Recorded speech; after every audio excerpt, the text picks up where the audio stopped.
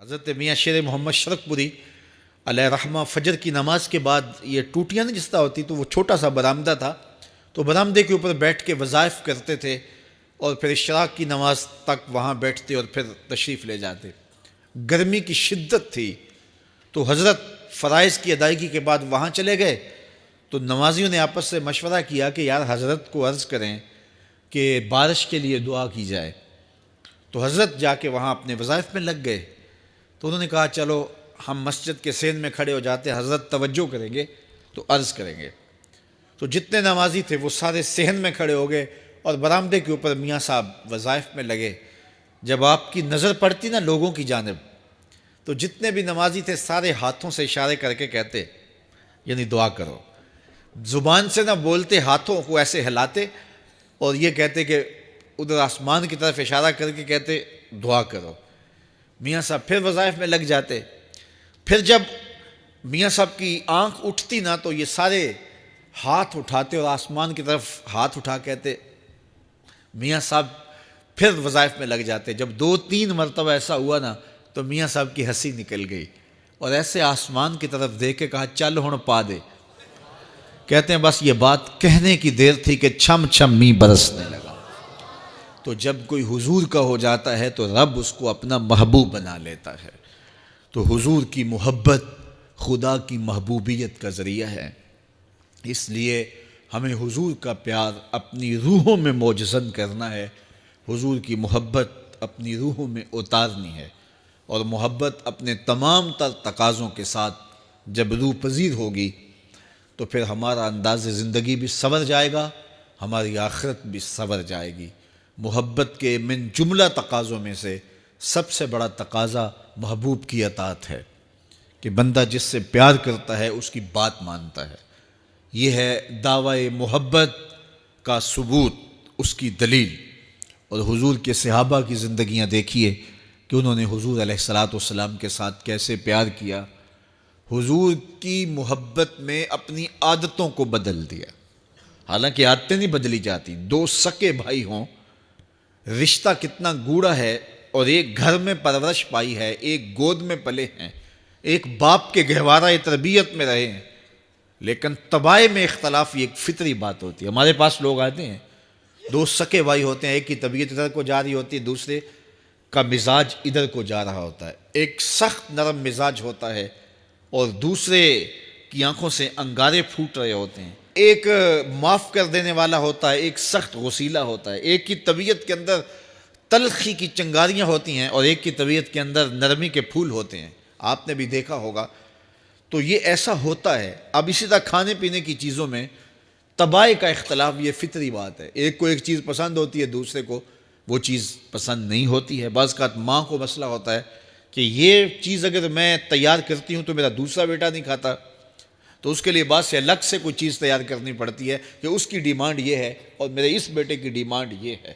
مائیں مزاج سمجھتی ہیں، ایک آغوش میں پرورش پانے کے باوجود خون ایک ہے، گہوارہ تربیت ایک ہے، دودھ ایک ہے، لیکن طبیعتوں کے اندر اختلاف پایا جا رہا ہے۔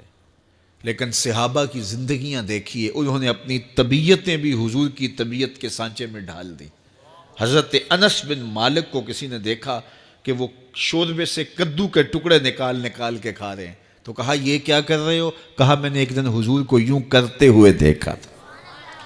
تو طبائع کا اختلاف یہ ایک فطری اختلاف ہوتا ہے، لیکن صحابہ نے اس کو بھی چھوڑا اور حضور کی محبت کے سانچے میں ڈال دیا۔ پھر اس چیز کا انتظار نہیں کیا کہ حضور کا فرمان کیا ہے، حضور کی چاہت پہ اپنے مزاج کو بدلا۔ اللہ اکبر۔ حضور علیہ الصلوۃ والسلام مدینہ المنورہ کی گلی سے گزر رہے تھے، ایک گنبد نما مکان بن رہا تھا اور ایسے مکان حضور کو پسند نہیں تھے۔ تو آقا کریم علیہ السلام نے پوچھا یہ مکان کس کا ہے؟ کہا فلاں انصاری کا ہے۔ حضور گزر گئے، چہرے پہ تھوڑے سے ناگواری آثار ہویدہ ہوئے۔ کسی نے اس صحابی کو بتا دیا کہ حضور گزرے تھے، تیرے مکان کو دیکھا، شاید پسند نہیں آیا۔ 2-4 دن کے بعد حضور دوبارہ گزرے، دیکھا کہ وہاں ملبے کا ڈھیر پڑا ہوا تھا۔ فرمایا اس صحابی کو بلاؤ، بلایا گیا، کہا میں پرسوں ترسوں گزرا تھا، تیرا مکان دیکھا تھا، یہ کیا ہوا؟ عرض کی میں نے گرا دیا ہے۔ فرمایا کیوں؟ عرض کی سنا تھا آپ کو پسند نہیں، سنا تھا آپ کو پسند نہیں۔ میں اور آپ دیکھیں ہمارا کیا کیا حضور کو پسند نہیں، سر سے لے کر پاؤں تک، نجی زندگی سے لے کے سیاسی زندگی تک، اپنے امور ذات سے لے کر کے اپنی معاشرتی زندگی تک، ہمارا کیا کیا حضور کو پسند نہیں، اور ہر وہ چیز بدل دیں جو حضور کو پسند نہیں۔ محمد دی زیارت محمد دے رنگ وچ، اے ٹھگ بازیاں جانے پیارا محمد صلی اللہ علیہ وسلم۔ میرے شیخ کامل کا ایک شعر ہے، اور وہ شعر اتنا وزنی ہے کہ اگر میرے پاس جواہر لال موتی ہوں اور میں ایک پلڑے میں ڈال دوں اور ایک پلڑے میں یہ شعر رکھ دوں تو یہ شعر پھر بھی بھاری ہوگا۔ یاری لا تو پاک نبی سنگ، اے پر پوری یاری، پھر درود قبول ہے تیرا لکھ نہ لوں ایک واری۔ 1.25 مرتبہ درود پڑھنا ایک طرف، اور ایک دفعہ حضور کی ذات پہ درود پڑھنا، ان کی محبت کے سانچے میں یوں ڈھل کر کے جو وہ کہتے ہیں وہ میری زندگی کا عمل ہے، یہ اس سے وزنی ہے، یہ اس سے بھاری ہے۔ تو حضور کی محبت، حضور کے ایک صحابی تھے، وہ حضور کو ملنے آئے، اور آئے تھے بحرین سے۔ اچھا، انہوں نے حضور کو سلام کیا تو حضور نے رخ پھیر لیا، ناراضگی کا اظہار کیا، تو وہ سمجھے کہ شاید حضور نے ایسے ہی رخ پھیرا ہے، تو جدھر حضور نے رخ پھیرا وہ ادھر جا کے سلام کرتے ہیں، تو حضور نے پھر رخ پھیر لیا، سمجھ گئے کہ حضور ناراض ہیں۔ اب انہیں سمجھ یہ نہیں آ رہی تھی کہ ناراضگی کا سبب کیا ہے۔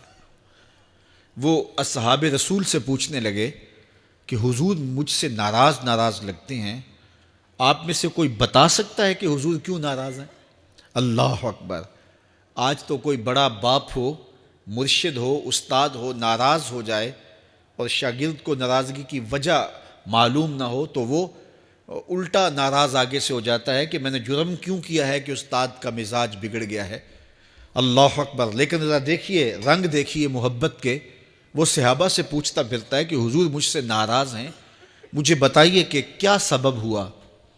تو انہوں نے کہا کہ یہ تیرے ہاتھ میں جو سونے کی انگوٹھی ہے، اس سے حضور ناراض ہیں، کیونکہ حضور اس کو منع کر چکے ہیں۔ امت کے لیے سونا چاندی حضور نے امت کے مردوں کے لیے منع فرما دیا، صرف 4.5 ماشے سے کچھ کم کی انگوٹھی چاندی کی، اور وہ بھی عدد میں ایک ہو، شریعت نے جائز رکھی ہے۔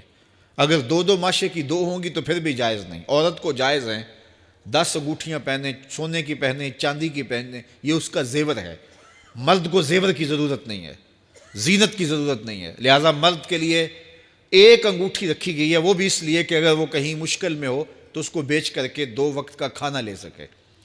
باقی اس کے لیے انگوٹھی 4.5 ماشے سے کم کا چاندی یا سونا 1 ماشا ہی کیوں نہ ہو، اس کے لیے جائز نہیں ہے۔ تو اس نے سونے کی انگوٹھی پہن رکھی تھی، لیکن اسے حرمت کا پتہ نہیں تھا، تو اس نے کہا کہ حضور مجھ سے کیوں ناراض ہیں؟ تو صحابہ نے کہا شاید یہ اس انگوٹھی کی وجہ سے ناراض ہیں۔ تو اس نے یہ نہیں کہا کہ مجھے تو پتہ ہی نہیں تھا، میرا کیا قصور؟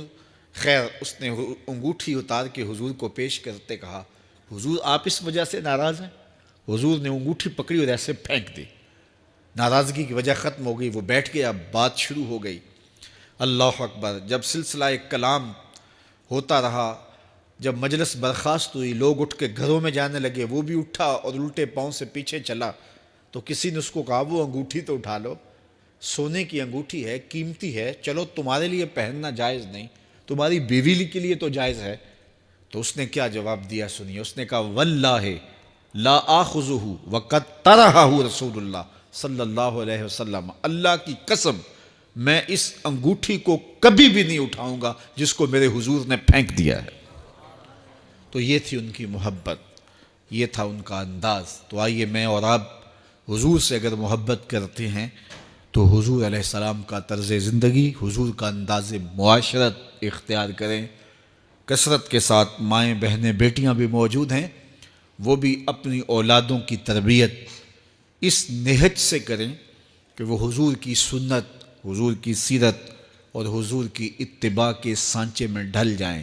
زندگی کا مقصد ہی یہی ہے۔ آئے، بڑے ہوئے، جوان ہوئے، بوڑھے ہوئے، چلے گئے، ہم سے پہلے بھی چلے گئے، ہم بھی چلے جائیں گے، بعد میں آنے والے بھی چلے جائیں گے، لیکن حقیقی کامیابی اس کو نصیب ہوئی جس نے اس دنیا پہ آ کے دنیا کی زندگی کے مقصد کو سمجھا۔ ہم آئے کیوں تھے، زندگی کس لیے ہمیں دی گئی تھی۔ اکبر الہ آبادی نے کیا ستھری تنقید کی تھی، کیا بتائیں احباب کیا کار نمایاں کر گئے، بی اے کیا، نوکر ہوئے، پینشن ملی اور مر گئے۔ یہ کوئی کام نہیں ہے، ہماری زندگی کا کوئی مقصد ہے جس لیے ہم انسان ہیں، اشرف المخلوقات ہیں۔ دیکھیے گدھا سارا دن بوجھ اٹھاتا ہے، اللہ اکبر۔ میرے صاحب نے گدھے سے بھی ایک موازنہ کیا ہے کہ سارا دن جو ہے وہ بوجھ اٹھائے اور کام کرے، اور پھر مالک اس کو غذا بھی نہ دے، وہ جا کے روڑیوں سے اور باہر سے جا کے چر کے پھر آ کے کام مالک کا کرے، مالک اس کو دے بھی نہ، اور وہ باہر سے کھا کے آئے اور کام مالک کا کرے۔ تو اگر بندہ ہو کے، انسان ہو کے اگر نہ کرے تو میرے حضور نے ایک لمبی ربائی ہے، اس میں آخر میں لکھتے ہیں تو چنگا یعقوب یا کھوتا تینوں شرم نہ آوے، کہ اگر وہ ایک گدھا بھی کام کرے، اپنی پیٹھ پہ بوجھ لا دے، اور تو اپنے مالک کے لیے کچھ نہ کرے، اور ساری نعمتیں مالک نے تجھے دی ہیں اور عزتیں اور آبرویں تیرے نام کی ہیں، اور تو اس کا حق ہی ادا نہ کرے، تو پھر کس طرح تیرے سے، تو پھر اولئک کل انعام بل ہم اضل، فرمایا تو چوپایا ہے بلکہ چوپایوں سے بھی بدتر ہے۔ تو میں اور آپ اپنے آپ کو انسان ثابت کریں۔ آج موقع ہے، سے ثابت نے اجے حواس تیرے، سے ثابت نے اجے حواس تیرے، کر لے نیکیاں رج کے تو، اڑیا رب رسول کیوں پل بیٹھوں، آ رب رسول ول پج کے تو، آئی موت ایتھے رہسن کم تیرے، آئی موت ایتھے رہسن کم تیرے، نیکیاں کر لے بھج کے تو، کی آکھ سن لوگ یعقوب تینوں، جب ٹر پیوں سر منہ کج کے تو۔ وہ وقت آئے گا جب تنیاں باندھ دی جائیں گی، جب دونوں جانب سے کفن باندھ دیا جائے گا، پھر پردہ ہٹا کے دیکھا جائے گا، پھر بند کر دیا جائے گا۔ وہ لمحے کتنے دردناک ہوں گے، وہ گھڑیاں کتنی دردناک ہوں گی۔ آج مجھے اور آپ کو اللہ نے موقع دیا ہے، تو آج حضور کی سیرت کو اپنانے کا، اپنی روحوں میں اتارنے کا عزم کر کے اس مجلس سے ہم روانہ ہوں۔